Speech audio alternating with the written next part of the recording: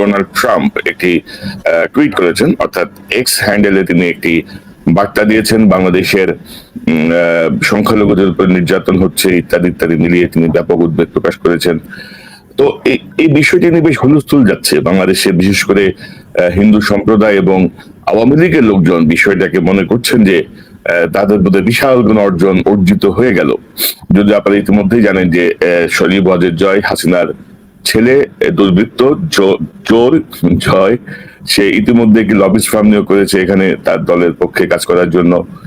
তাদেরকে আবার ক্ষমতা পুনরুদ্ধারের যে বৃথা চেষ্টা, তার অংশ হিসেবে বাংলাদেশের জনগণের সম্পদ যে চুরি হয়েছে তার একটি অংশ তারা আবার এখানে ব্যয় করছে।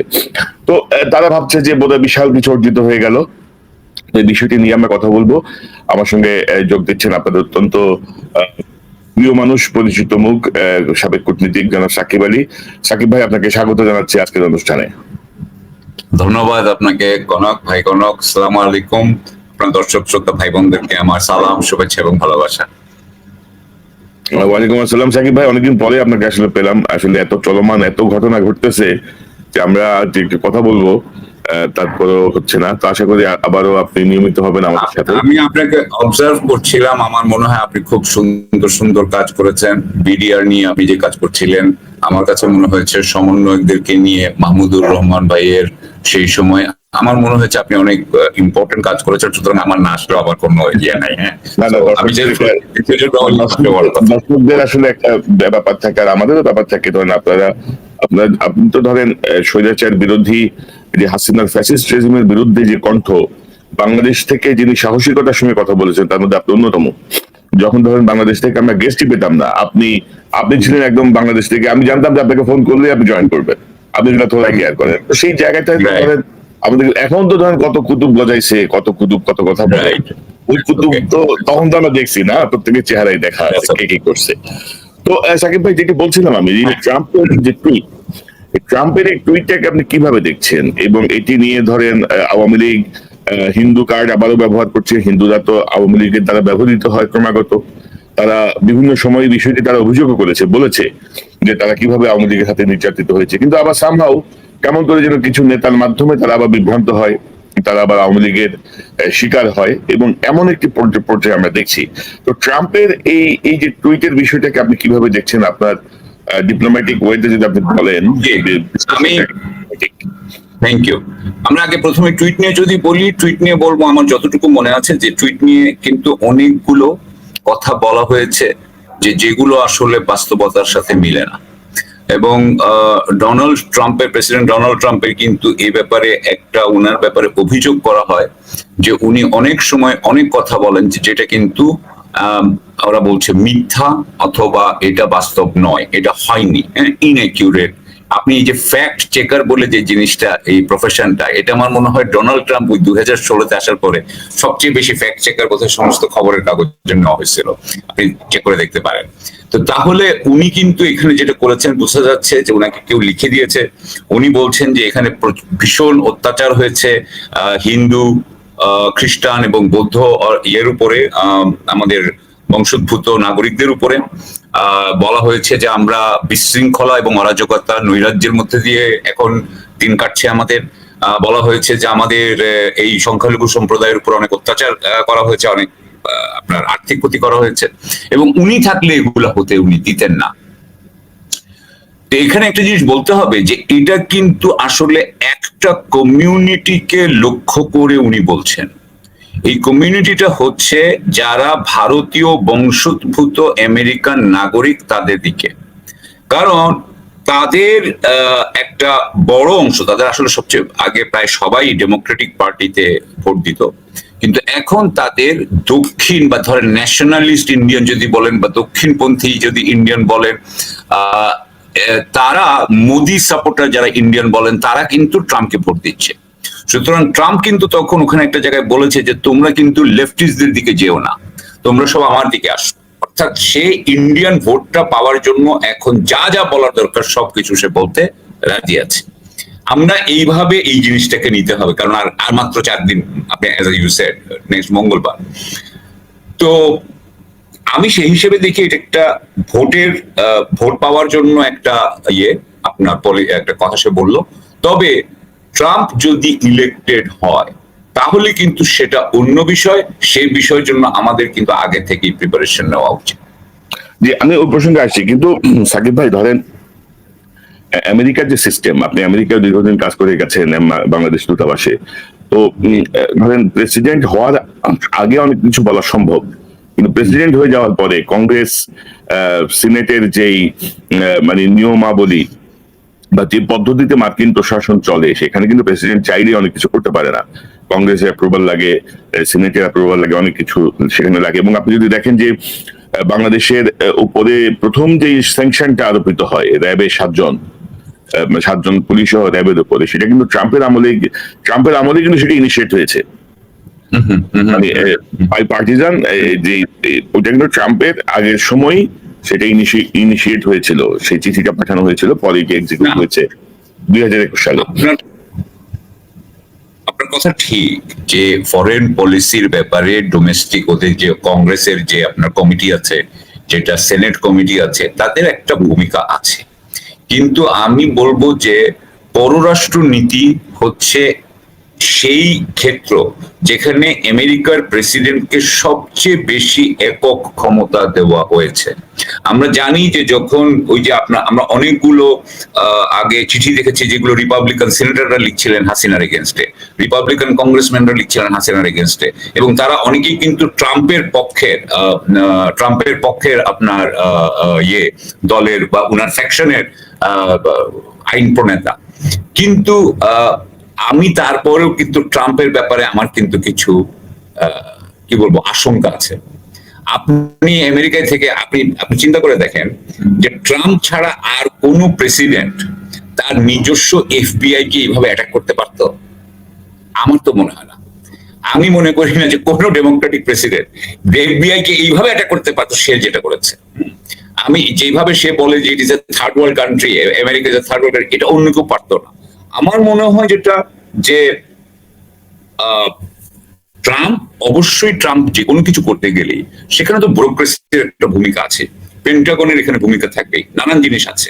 দ্বিতীয়ত কথা হচ্ছে কি যে আমি যেটা আসতে চাচ্ছি সেটা হচ্ছে Trump can create problems for us, there is no doubt about that, এ বিষয়ে সন্দেহ নেই। কিন্তু আমরা যেটা নিয়ে কথা বলতেছি সেটা এতই অলিকেটা হইতে পারে না। মানে আপনি যদি বলেন যে হাসিনাকে রিটার্ন করাবেন, সেটা হইতে পারবে না, কিন্তু আমাদের ঝামেলা করতে পারবেন, দ্যাটস এ ডিফারেন্ট ইস্যু। এটা কিন্তু মানে একটা হচ্ছে একদম অলিক বাস্তব, আর আরেকটা হচ্ছে যেটা পসিবল। আর এখানে সাকিব ভাই একটা বিষয় যদি আমি যোগ করি, যে ধরেন এখন এইসব গল্প দিয়ে তো লাভ নাই, কারণ ধরেন মার্কিন দূতাবাস অ্যাক্টিভ, প্রত্যেকটা মানবাধিকার সংস্থা এখানে কাজ করছে, আন্তর্জাতিক মিডিয়া সজাগ। তো আপনি বললেই তো হবে না যে হিন্দুদের উপরে এখানে ভয়ঙ্কর নির্যাতন চলছে। এবং আপনি যদি আমার ন্যাশনাল ফ্ল্যাগের উপরে যদি যে আপনি ইসকনের ফ্ল্যাগ লাগান, সেটা তো আমার পতাকার অবমাননা। তো সেখানে আমি আইনগত কোনো পদক্ষেপ নিলে সেটা হিন্দুদের বিরুদ্ধে তো নেওয়া হচ্ছে না। Of course not. সেটা হচ্ছে যে ট্রাম্পের বিষয়টা আমি যেটা বলতে চাচ্ছি, ধরেন ট্রাম্প আমাদেরকে যত যাই করুক, আমাদের কি ওই গার্মেন্টস এর উপরে উনি আমাদের এখানে কি ট্যারিফ বসাই দিবেন? Is that possible? It's not possible. উনি যদি ওইটা করতে না পারেন তাহলে আমেরিকা মানে আমাদের যে রেমিটেন্স মার্কেট আছে, সেই রেমিটেন্স মার্কেটকে আমাদের জিসিসি কান্ট্রিগুলো আমাদেরকে বলবে যে শেখ হাসিনাকে ফেরত না নিলে তোমাদের লোক নিবো না। আমার মনে হয় সেটাও সম্ভব না। আর সুতরাং আমি যেটা বুঝি না আর কি, এগুলা মুখে বলে, বুঝছেন, এগুলো হচ্ছে সস্তা জনপ্রিয়তার জন্য এগুলো বলতে হয়। কিন্তু একবার একটা যেটা ঘটনা ঘটে গেছে, শেখ হাসিনা যখন পতন হয়ে গেছে, উনাকে রিটার্ন করানো ইট ইজ নট পসিবল বলে আমি মনে করি। তবে আমাদের জন্য এই যে একটা কথা আপনি জানেন তো যে ডোনাল্ড ট্রাম্প কিন্তু উনাকে ইনফ্লুয়েন্সও করা যাইতো। এখন ইন্ডিয়া উনাকে কতখানি ইনফ্লুয়েন্স করবে, অন্যরা উনাকে কতখানি ইনফ্লুয়েন্স করবে আমি জানি না। হ্যাঁ, উনার ফ্যামিলিকে কতখানি ইনফ্লুয়েন্স করবে যদি উনি ইলেক্টেড হয়। আমি যেটা বলতে চাচ্ছি, যদি ইলেক্টেড হওয়ার চান্স তো প্রতিটা, আমি দেখলাম 7টা সুইং স্টেট আছে আমেরিকায়, এই 7টা সুইং স্টেটে যারা জিতবে মেজরিটি সেই তো পাবে। তো ওখানে প্রত্যেকটা জায়গায় দেখলাম যে হ্যারিস 1 পয়েন্টে অথবা 1.5 পয়েন্টে এগিয়ে আছে। 7টা কি আপনার Pennsylvania, Michigan, Wisconsin, Georgia, Arizona আর নেভাডা বোধহয়, if I am not mistaken. আমি একটা এদিক ওদিক হতে পারে। তো আসলে এটা আমাদের আমি যেটা মনে করি, কিন্তু বেটিং মার্কেটে বলতেছে যে ট্রাম্প সাহেবের নাকি 66% চান্স জিতে আসার। না না জুয়ার হইলো, আমি কিন্তু পুরো জিনিসটা পড়লাম, এটা ফোর্বস ম্যাগাজিনে পড়লাম, আমি গার্ডিয়ান ম্যাগাজিনে পড়লাম। সেখানে কিন্তু কয়েকজন পলিটিক্যাল সায়েন্সের প্রফেসর বলছেন, হ্যাঁ, Dartmouth college, university of Texas বলছেন যে এই জুয়ার মার্কেটে যারা যায় সাধারণত তারা নিজেদেরকে স্মার্ট পিপল বলে মনে করে, and they put money where their mouth is, হ্যাঁ, যেখানে তারা মনে করে যে এটা আমি এটাতে জিতবো বলে তারা হয়তো মনে করছে যে 67% চান্স মনে করছে যে জিতবে। আমি যেটা বলতে চাই, আমাদের এই বিষয়ে খুব সাবধান থাকা উচিত। অবশ্যই ডেমোক্রেটিক পার্টি যদি থাকে তাহলে আমেরিকার দিক থেকে ডক্টর ইউনূস আমাদের যতদিন আমাদের এখানে আছেন আমাদের আর চিন্তা নেই, ওই রকম চিন্তা নেই। কারণ আমি মনে করি যে আমাদের সরকার, আপনি খুব ভালো করে জানেন, আমার থেকে বেশি জানেন যে এখন কি হচ্ছে দেশের অভ্যন্তরে, সরকারের ভিতরে কতখানি হাসিনার প্রেতার তারা আছে, and all that you know it better than I do. But সুতরাং কিন্তু ট্রাম্প যদি হওয়ার আমাদের মনে হয় ওই প্রস্তুতি নিয়ে রাখলে আমার মনে হয় এটা আমাদের জন্য তেমন কোনো প্রবলেম সৃষ্টি করতে পারবে না, আমি সেটা বলতে চাই। কি জাতীয় প্রস্তুতির কথা আপনি সাজেস্ট করবেন? প্রস্তুতি বলতে আমি প্রথমেই বুঝাইতে চাই যে কোনটা নন নিগোশিয়েবল। নন নিগোশিয়েবল কতগুলো জিনিস থাকতে হবে, হ্যাঁ, যেমন ধরেন শেখ হাসিনা যদি বাংলাদেশে ঢুকে তাহলে উনাকে কিন্তু স্ট্রেট অ্যারেস্ট করা হবে। ওনাকে কিন্তু আওয়ামী লীগের ব্যাপারে বা ছাত্রলীগের নিষিদ্ধ করার ব্যাপারে হয়তো আপনি জুডিশিয়াল ইয়েটাকে সামনে আনবেন, কিন্তু যেটা হয়ে গেছে সেটা হয়ে গেছে। আওয়ামী লীগকে হয়তো বলা হবে যে তাদেরকে ইয়ে করতে দেওয়া হোক, মানে অপারেট করতে দেওয়া হোক, সেটা করতে দেওয়া যাবে না। বা কতটুকু দিবেন, কিভাবে দিবেন, দিলে আপনি কিভাবে দিবেন, আমি তো মনে করি না যে কিভাবে দেওয়া যায়। সো আমি ওই জন্য বলতে চাচ্ছি কি, আপনি দেখেছেন যে আমাদের সরকার ইতিমধ্যেই কিন্তু নানান ধরনের চাপে উনারা কিন্তু ব্যাক অফ করে, উনারা কিন্তু ভারতের ব্যাপারেও এক ধরনের সফটনেস দেখান। সুতরাং সেই সময় যদি ট্রাম্পের মতো মানুষ ক্ষমতায় আসে এবং এসে যদি সে তো অনেক বড় মানে অনেক বড় বড় কথা বলবে, শক্তিশালী মানে শক্ত শক্ত কথা বলতে পারে, যদি সেটা বলে আমি আশা করি যে আমাদের সরকার ভয় পেয়ে যাবেন না। এটা ভয় পাওয়ার জিনিস না, এটা তো আমাদের দেশের স্বার্থ, আমাদের জনগণের স্বার্থ। যে 1500 জনকে মেরেছে যে শেখ হাসিনা, তাকে তো আমরা রিটার্ন করতে পারি না। আওয়ামী লীগ, যেমন আমি আপনাকে একটা বলি যে মানে বাংলাদেশের বাঙালি হিন্দুদের সবচেয়ে বড় এক্সোডাস হয়েছে 71-এ, এর থেকে বড় হয়নি। 71-এ থেকে পরে 72-তে তারা সবাই ফেরত আসছিল। 71-এর শেষে ওরা বুঝেন তো, গরিব মানুষ তো, ওনারা আবার ফেরত আসছে। আইসা দেখি কি যে সব জমি আওয়ামী লীগের নিয়ে বসে আছে, কারণ আওয়ামী লীগেরা তখন পাওয়ারে, তখন তারা সব চলে গেছে আসামে। আপনি দেখবেন যে আসামের যে প্রবলেমটা, এটা কিন্তু এই 71-এ যে বাঙালি হিন্দুরা মানে আপনার ইয়ে হয়েছে, এখান থেকে রেফিউজি হয়েছে তাদেরকে নিয়ে। সো তারপরে আপনি বলেন যে আওয়ামী লীগ কি আসলে এই হিন্দুদের জন্য পক্ষে কোনো কাজ করেছে? তারা তাদের ওই যে বেনাজির থেকে আরম্ভ করে যতজনের কথা শুনি, হাসান মাহমুদ, যাদের সব হিন্দুদের জমি কিনে নিছে, জোর করে নিছে, হিন্দুদের উপরে সেই অত্যাচার গুলো করেছে। এবং এই দেশের হিন্দুদেরকে তারা সবসময় ইউজ করে থাকে। এবং আমি একটা জিনিস বুঝি না, যে ডক্টর ইউনূস কিছুদিন আগে, আপনার মনে আছে ঢাকেশ্বরী মন্দিরে দুর্গাপূজার আগে কতজন গেলেন? আজকে যখন এই আপনার চিটাগংয়ে যখন মিছিল হচ্ছে, হ্যাঁ, হিন্দু নেতৃবৃন্দ কোথায়? যারা বাংলাদেশে, তারা কয়েকদিন আগে বলছিলেন না যে তারা ভারতের আর ক্রীড়নক হতে চান না, তারা কোনো পার্টির ক্রীড়নক হতে চান না, তারা সনাতনী ধর্মাবলম্বী, তারা তাদের মতো থাকতে চান, বাংলাদেশের নাগরিক হিসেবে সসম্মানিত হিসেবে থাকতে চান। তাহলে এগুলো বলুক, আমি তো এটা বুঝি না। সো এই জিনিসগুলোর মধ্যেও তো আমি মনে করি, আপনি ভালো জানেন যে এই সংখ্যালঘু ব্যাপারেও আমরা ঠিক মতো ম্যানেজ করতে পারছি না, আর ফলে এগুলো আমাদেরকে আন্তর্জাতিক সুযোগ করে দিচ্ছে মানুষের জন্য। বাট এবং সাকিব ভাই, ধরেন হিন্দু নেতাদের তেমন কোনো কার্যকরী ভূমিকা আমরা দেখছি না। যদিও আওয়ামী লীগ যখন ক্ষমতায় ছিল তখন কিন্তু রানা দাশগুপ্ত নেতৃত্বে যেই হিন্দু বৌদ্ধ খ্রিস্টান ঐক্য পরিষদ, তারা 2টি কনভেনশন করে জানিয়েছিল যে কিভাবে আওয়ামী লীগের নেতারা তাদের সম্পদ লুণ্ঠন করছে, দখল করে রাখছে। সর্বশেষ বেনজির পালিয়ে যাওয়ার পরেও আমরা দেখলাম যে বেনজির কি পরিমাণ হিন্দু সম্পত্তি দখল নিয়েছে, ভয়ভীতি দেখিয়ে নিয়েছে। কিন্তু এগুলো নিয়ে কিন্তু তাদের কোনো বাস্তব কোনো বক্তব্য নাই। তারা কিন্তু পলিটিক্যাল হুক্কা হুয়ার মধ্যেই তারা কিন্তু আছে, কিন্তু না, আপনি যদি দেখেন সেটাই আমার কাছে আশ্চর্য লাগছে।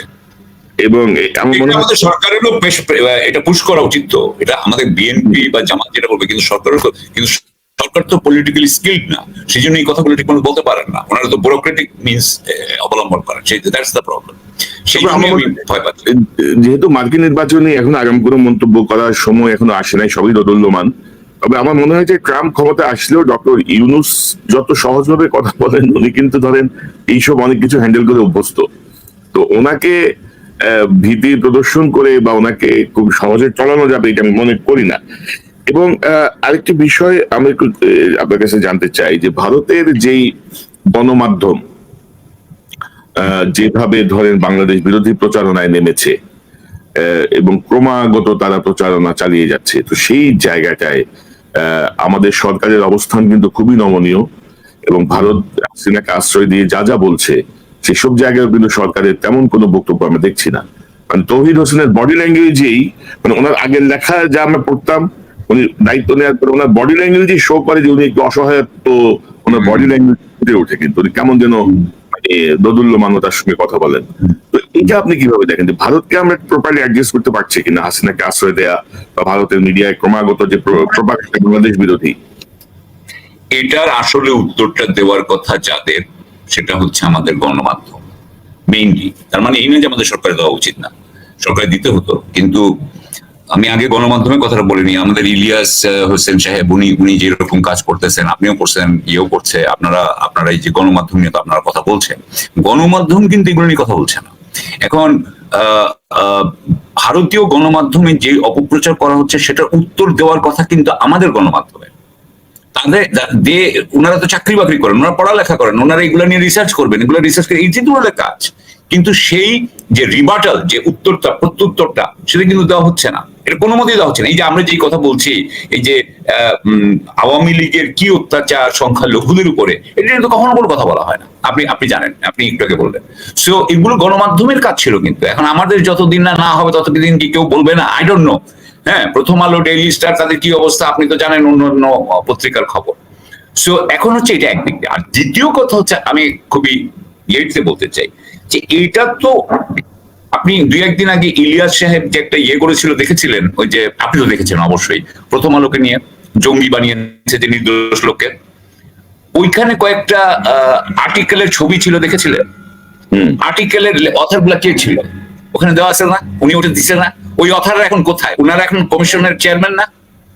উনারই তো কমিশনের চেয়ারম্যান, উনার তো ওনাদেরই লোক, বুঝছেন না? What I am trying to say, যেই আপনি মানে প্রথম আলো নিয়ে বললেন, সেই প্রথম আলোর কি বললেন আমাদের ভাই ইলিয়াস, কিন্তু কত সেই প্রথম মতিউর রহমানই তো প্রথম ডক্টর ইউনূসের সাক্ষাৎকার নিয়েছেন।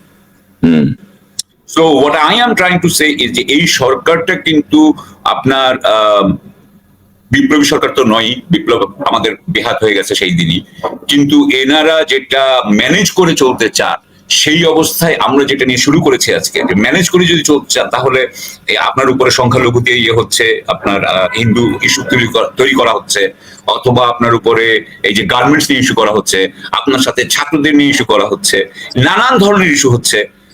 এর মধ্যে যদি ট্রাম্পের ইস্যু যোগ হয়, আই এম সরি, আপনি হয়তো আশাবাদী, আমি অতটা আশাবাদী হইতে পারতেছি না। আমি হইতে চাই, বলেন না আমি হইতে চাই না, কিন্তু আমি হইতে পারছি।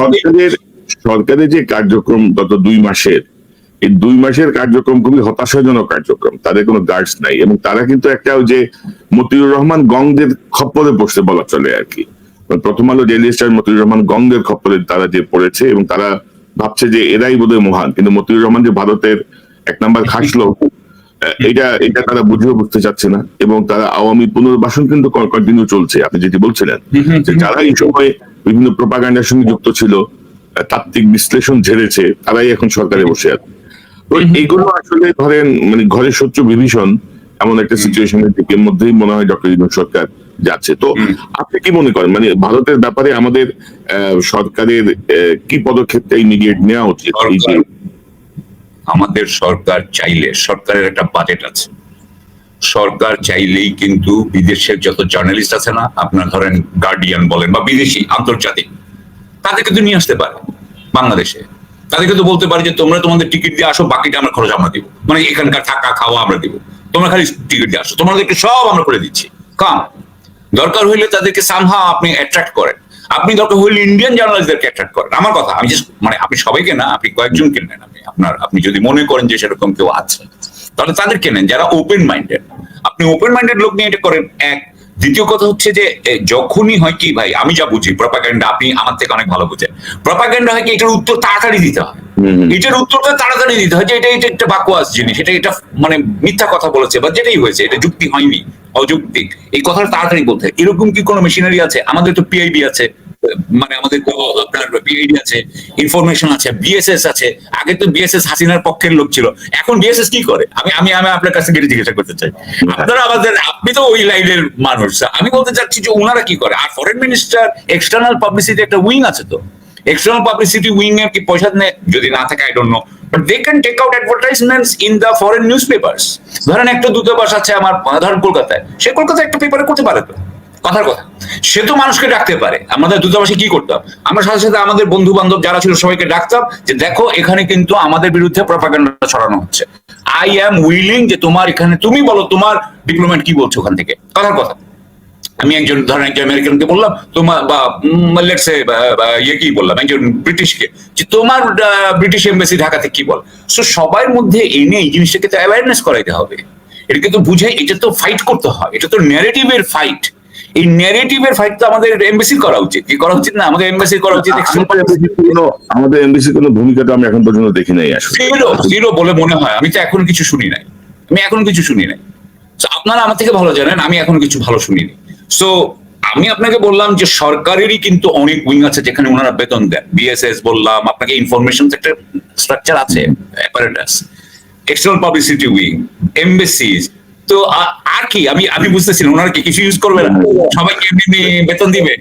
তবে সাকিব ভাই, এখানে খুব জেনারেল ওয়াকার সেনাপ্রধান একটি ভালো কথা বলেছিলেন আপনার আফটার হাসিনার পালায় যাওয়ার পরে যে কিছু হামলা টামলা হলো, তখনই সংখ্যালঘুদের ইস্যুটা সামনে আসছিল, এবং ওয়াকার সাহেব বলেছেন যে এতগুলো ঘটনা ঘটছে কোনোটাই সাম্প্রদায়িক আক্রমণ না, ওই যারা আওয়ামী লীগ করতো, মানে ধরেন যে বাংলাদেশের অবস্থাটা হয়ে গেছে কি, ধরেন রহিমার করিম মারামারি করলে ঠিক আছে, রহিমের সঙ্গে সিদ্ধার্থের মারামারি হলে সেটা হয়ে যায় সাম্প্রদায়িক। তারা কিন্তু একই গ্রামের, কিন্তু দুই মুসলিম যখন ইয়ে হয়, সেটা হয় তাদের মধ্যে জমি জমা নিয়ে বিরোধ, অন্যান্য বিষয়। কিন্তু হিন্দু যদি সেখানে কেউ আসে, সেটা হয়ে যায় হিন্দুর কারণে তার উপর হামলা হয়েছে। তো আওয়ামী লীগ পালিয়ে যাওয়ার পরে কয়েকটা ঘটনা ঘটেছে, কিন্তু সেটা আওয়ামী লীগ সমর্থক হিসেবেই একটা তাদের উপর একটা সংঘাতের মধ্যে জড়িত হয়েছে। তো এই জায়গাগুলো আসলে স্পষ্ট করা দরকার, যেটি আপনি বলছেন দরকার। একটা জায়গা যেমন আছে কি ভাই, সেটা হচ্ছে যে শিক্ষক, অনেক শিক্ষক আমি মনে করি, যারা আমি যা বুঝি যে হিন্দু শিক্ষক ছিলেন, যারা পুরাপুরি স্বৈরতন্ত্রকে সাপোর্ট করছেন গত 15 বছর। এখন ছাত্ররা তাদেরকে দেখতে চায় না, ছাত্ররা খুব স্বাভাবিকভাবে বলতেছে না আপনি আমাদের টিচার না, আমরা আপনাকে মানবো না। ধরেন কথার কথা, আপনি জয় বাংলা টিচার, কিন্তু দেখা যাচ্ছে উনি হিন্দু। এখন ওরা আবার কলকাতায় বলতেছে সব শিক্ষকদেরকে তারা বের করে দিচ্ছে, এটা পাকিস্তান হয়ে যাচ্ছে, একটু কথা বলছে। আসলে তো ব্যাপারটা তার নয়। এমনকি অনেক মুসলমান শিক্ষককেও বের করে দেওয়া হয়েছে because they were supporting Awami League, করা হয়েছে না?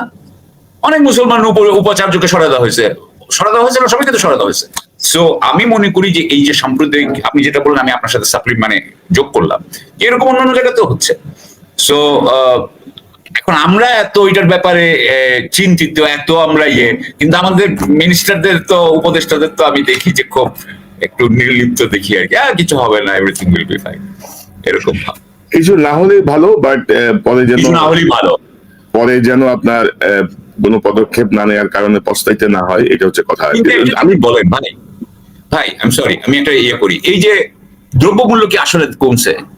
আসলে তো কমে নাই, মানে খুব একটা কিছুই কমে নাই। মানে আপনি যদি বলেন আর কি 2-4 টাকা, এটা কোনো ব্যাপার না, হ্যাঁ দাম বেড়ে গেছে। আপনি যদি বলেন এই যে আমাদের যে ফেনী কুমিল্লায় যে বিশাল বন্যা হইলো, 14,000 কোটি টাকার হইলো, আপনার ক্ষতি হলো, সেখানে আসলে আমাদের সরকার কি হেল্প দিচ্ছে? ওনারা বলছে ওয়ার্ল্ড ব্যাংক 3,000 কোটি টাকা দিবে, তো আমাদের সরকার কিন্তু কোনো হেল্প দিচ্ছে না, তেমন আমি জানি না। ওখানে আগামী বছর আবার যদি বন্যা হয় বা আগামী কয়েক বছর, তাহলে আমরা কি প্ল্যান করতেছি আমরা এটা জানি না। আমি যেটা বলতে চাচ্ছি যে সরকার কোনো কাজই কি খুব সুন্দরভাবে সুচারুভাবে কমপ্লিট করে ফেলতেছেন আপনার মনে হয়? আমি কোনো কাজই দেখি না যে সুচারুভাবে, এবং আমার কাছে কেমন জানি 111 এর মতো মনে হয় যে আলটিমেটলি এটা ধাক্কা খেতে খেতে লার্চিং বলে এটাকে, ইট উইল লার্চ ফরওয়ার্ড, এবং যারা বলবে ইলেকশন দিয়ে দিলাম ভাই, আমি এখন বাড়ি যাই, এন্ড দেন কি হবে সেটা তো আল্লাহ জানে। এবং আপনি যদি দেখেন যে মানে উপদেষ্টা, ধরেন আপনি জেন জি করতেছেন, ছাত্র বিপ্লব, গণবিপ্লব, আপনার উপদেষ্টা সবার বয়স হচ্ছে 70-এর উপরে। দুই একজন বাদে আর কি, কয়েকজন বাদে সবার বয়স 70-এর উপরে, এবং আপনি আরো কয়েকজনকে নিয়ে আর কথা ভাবছেন যাদের বয়স 75-এর উপরে। Right. মানে এইসব এগুলো তো ফাজলামো আর কি। মানে আমি তো মনে করি যে বিপ্লবের সাথে এক ধরনের মশকরা করা হচ্ছে আর কি। বিপ্লবটা আমি বিপ্লবই বুঝতে পারি নাই যে এই এত জীবন যে দিল ছাত্ররা, এতগুলা ছেলে যে অন্ধ হইলো, এতগুলা ছেলে যে পঙ্গু হইলো, এই গুরুত্বই তারা এখনো বুঝতে পারে নাই, মানে একটা গ্রুপ সরকারের। আমি বলবো ভাই যে এটার জন্য আলটিমেটলি দায়ী থাকবে কিন্তু ওই বাচ্চা বাচ্চা 4টা ছেলে। সরি, কারণ আমরা কেউই, আপনিও যেই গ্রুপটা আপনি কথা বলছেন তাদের থেকে তো আমরা কেউ আশা করি না ওই ধরনের দায়বদ্ধতা। সেই দায়বদ্ধতাটা আমরা আশা করি কিন্তু এই সমন্বয়কদের থেকে, অন্যান্য ছাত্র নেতাদের থেকে, যারা সাধারণ শিক্ষার্থীদের নেতা ছিল।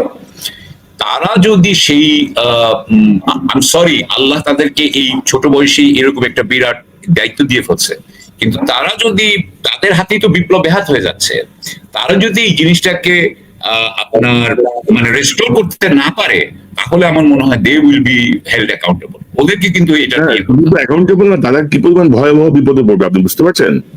মানে হাসিনার পিশাচ বাহিনী কি করবে আপনি বুঝতে পারছেন যে কি পরিমাণ বিপদগ্রস্ত হবে?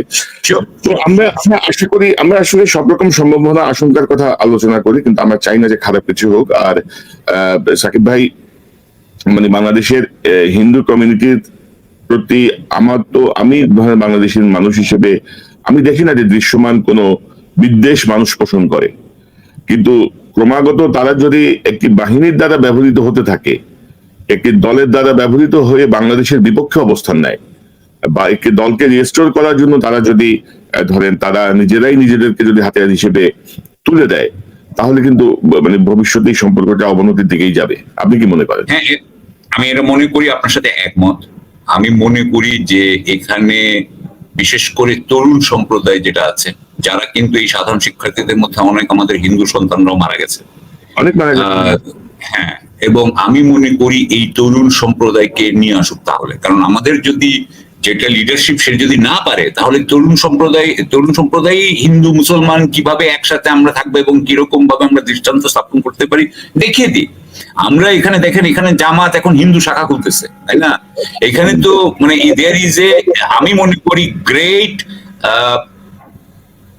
desire of the political parties to accommodate all our Hindu brothers and sisters. আমার মনে হয় সবাই কিন্তু বিএনপি, জামাত সবাই কিন্তু এখন ইন্ডিয়ার সাথে একটা ভালো সম্পর্ক রাখতে চায়, আমি যতটুকু বুঝি। সুতরাং সেই অবস্থা আমার মনে হয় এটা ওনাদের জন্য খুবই কন্ডিউসিভ অ্যাটমসফিয়ার হইতো যদি আমাদের সাথে সত্য কাজটা করতেন। আমি কিন্তু সত্য প্রবলেম হয়ে থাকলে problem, I want them to be solved. আমি চাই না বাংলাদেশে কোনো হিন্দু, মুসলমান, খ্রিস্টান, বৌদ্ধ কেউই ভয় থাকুক। যে মানে অপরাধ করেনি সেখানে বাংলাদেশে ভয় থাকবে, এটা ভয় থাকা উচিত না কথা। এবং এবং এবং সাকিবে ভারত বা সাম্প্রদায়িক সম্প্রীতিতে আমরা অনন্য, এটার জন্য হাসিনা যাদেরকে অন্যায়ভাবে নিয়োগ দিয়েছে, অন্যায়ভাবে প্রমোশন দিয়েছে, অন্যায়ভাবে ক্ষমতায়িত করেছে, অন্যায়ভাবে বিভিন্ন জায়গায় বসিয়ে দিয়েছে, কোটি কোটি টাকা চুরি সুযোগ করে দিয়েছে, সে হিন্দু মানে সে মুসলমান হোক, ধর্মীয় কারণে তাদেরকে যেন কোনোভাবে ছাড় দেওয়া না হয়, না অমুক হিন্দু ধরলে আবার এটা অন্য ইস্যু হবে, নো, তাদেরকে ধরতেই হবে। আপনি কি মনে করেন? রাইট, আমি মনে করি যে এখানে আপনার আমি একটা ইয়ে নিব, সেটা হচ্ছে যে ওই যে আমার ফাঁসি চেয়ে একটা বই আছে না, সেই বইতে এক জায়গায় বলা আছে যে আমি হিন্দুদেরকে, উনি বলছেন, শেখ হাসিনা বলছেন যে উনি হিন্দুদেরকে বিশ্বাস করেন, মানে বাঙালি হিন্দুদেরকে, বাংলাদেশের মধ্যে বাঙালি হিন্দুদের উনি বিশ্বাস করেন। উনি বলছেন বাঙালি হিন্দুই খালি আওয়ামী লীগকে ভোট দেয়, অন্যরা আসলে দেয় না। আমি যেটা মনে করি যে উনি কিন্তু এই আওয়ামী লীগের তো একটা, উনি তো ওদেরকে ক্যাপচার করে ফেলছেন, মানে এমন একটা করছেন যে হিন্দুদের আর কোনো জায়গা নেই আওয়ামী লীগ ছাড়া। সো এইটা করে এবং তাদেরকে দিয়ে উনি দুর্নীতি করিয়েছেন। দুর্নীতি করানো মানে হচ্ছে এরা জীবনে কোনোদিন আমার বিরুদ্ধে যেতে পারবে না, এবং এরা আর কোনোদিনও মুসলমানদের সাথে একসাথে কোনোদিন না হতে পারে। মানে ধরেন আপনি যে প্রবীর, আপনি যদি এই বিপ্লব, মানে এই টাইপের আপনি যদি এদেরকে দিয়ে দেখাইতে পারেন যে এরা মুসলমানদের উপর নৃশংস অত্যাচার করতেছে বাংলাদেশে বৈশা, তাহলে কি এখানে একটা যে কষ্ট তৈরি হবে মুসলমান ইয়ের মধ্যে, এইটাই উনি চাইছেন। আমি এখানে একটা ছোট্ট উদাহরণ দিতে চাই এক জায়গায়, যে মাও আমার বলা হইতো যে মাও ইয়ে করতেন কি সেই সময়, এটা একটা ওয়েস্টার্ন বই সুতরাং এটা যে একদম পুরা আনবায়াস বলবো না, বায়াসও থাকতে পারে। সেখানে বলতেছেন যে মাওয়ের টেকনিক ছিল যে কোন গ্রামে যদি উনি মানে বিপ্লবীদের পাঠাইতে চাইতেন, মানে পিটানোর জন্য আর কি, হ্যাঁ, তখন উনি পাঠাইতেন ওই গ্রামের লোককে, অর্থাৎ ওরা যাতে ওই গ্রামের লোককে পিটায় আসে, সো দ্যাট এরপরে কমিউনিস্ট পার্টি ছাড়া তাদের আর কোনো আশ্রয় না থাকে। অর্থাৎ উনি হিন্দুদেরকে এমন ভাবে ইউজ করছেন, এমন ভাবে সামনে আনছেন, এমন ভাবে তাদেরকে পেইন করছেন, যাতে উনি ছাড়া এই হিন্দুদের আর কোনো জায়গা না থাকে বাংলাদেশে। That's what has happened. এবং এই ষড়যন্ত্র থেকে হিন্দুদেরকে বের হইতেই হবে, যেটা পিনাকি ভট্টাচার্য সারাক্ষণ বলছেন। বাট আমরা অন্য ধর্মাবলম্বী হিসেবে এটা থেকে তাদেরকে বের হতেই হবে। এন্ড দে শুড নট এইটার আপনার এই ষড়যন্ত্রের ইয়ে হয়ে, মানে আপনার পার্ট হয়ে তাদের এতদিনে কি লাভ হয়েছে, কি লাভটা কি হয়েছে? এটা তো ট্রু যে 47 30% ছিল, এখন তারা 8% বা 10% whatever, বাট এটা তো ট্রু, ওদের লাভ হয় নাই। এই জিনিস করে লাভ হয় নাই। আমি বলতে চাচ্ছি বাঙালি মুসলিমের সাথে তাদের সৌহার্দ্য সম্প্রীতির মধ্যেই এই ইয়ে আছে। আমরা তো আফগানিস্তানের মুসলমান না ভাই, আমরা মুসলিম যতই হই, আমরা তো ওই টাইপ না। আমরা একটু আমাদের মধ্যে সেই সাম্প্রদায়িকতা নাই। পাকিস্তানে কিন্তু আছে বলে আমার কিছুটা মনে হয়েছে, বাট আমি আমাদের দেশে সেটা কখনোই দেখি না। এবং এটাকে যখন একই, যেহেতু আমি দুইটা দেশেই আছি, আমি ওই দেশে ছিলাম, আমি জানি একদম ডিফারেন্ট ইস্যু। সো আমি এই জন্য মনে করি যে বাংলাদেশের মানুষের সাথে এই সম্প্রীতির ইয়েটা গড়ে নেওয়ার জন্য হিন্দু নেতৃবৃন্দের যদি ওনারা না করেন, তাহলে ওনারা ওনাদের যে কমিউনিটি, সমাজের প্রতি একটা বিরাট কিন্তু দায়িত্বহীনতা, বিশ্বাসঘাতকতা অথবা অন্যায় করবেন। এটা স্বার্থ রক্ষা হবে না, কমিউনিটির স্বার্থ রক্ষা হবে না এইভাবে। পাশাপাশি এটা আপনার অনেকটা রাষ্ট্রদ্রোহের মতোই বিষয়, রাষ্ট্রের বিপক্ষে অবস্থান নেয়া। পার্শ্ববর্তী একটা রাষ্ট্রের উস্কানিতে আপনি বাংলাদেশ রাষ্ট্রের বিপক্ষে, যে দেশে আপনার জন্ম, যে দেশে আপনি বেড়ে উঠেছেন, যে দেশে আপনি থাকছেন, সেটাকে আপনি পার্শ্ববর্তী রাষ্ট্রের উস্কানিতে আপনি অন্যায়ভাবে ডাউন প্লে করছেন, এটা একটা অন্যায়। তো আমি একটা বিষয় মিস করে গেছি, আপনি বলছিলেন যে ট্রাম্পের যে টুইট, এই টুইটের ভাষাটাও আপনার পছন্দ হয় নাই, বা আপনি বলছিলেন এই ল্যাঙ্গুয়েজটা হয়তো লিখে দিয়েছে। তো আপনি কি মনে করেন যে এখানে লবিস্টের যে বিষয়টা আমরা শুনছিলাম, লবিস্টের প্রভাব কি থাকতে পারে? অবশ্যই এখানে টাকা পয়সা না হইলে এইভাবে এই সময় টুইট হয় না।